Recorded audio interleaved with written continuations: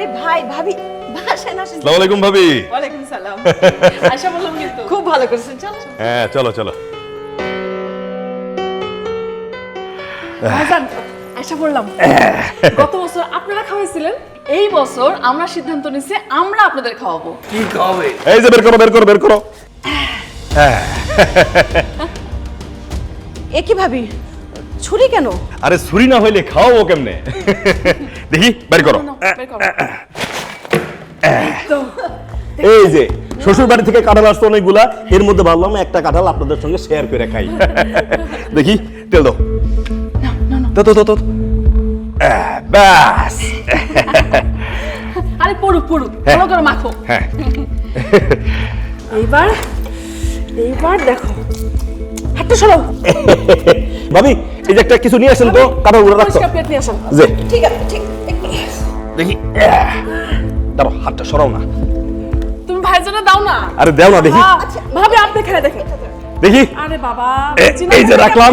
ভাবি বসেন, ভাইজান শুরু করেন। দাও না ভাইজান, একটা খাওয়া দাও। এটা কি কাণ্ডজ্ঞান নয়?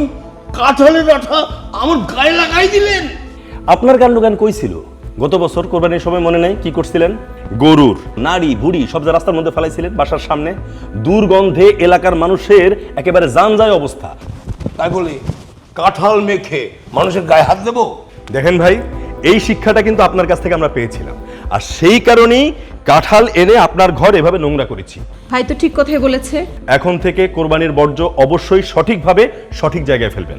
প্রয়োজনে সিটি কর্পোরেশনের হেল্পলাইনে ফোন করে বর্জ্য অপসারণে কি কি করণীয় খুব ভালোভাবে জেনে নেবেন।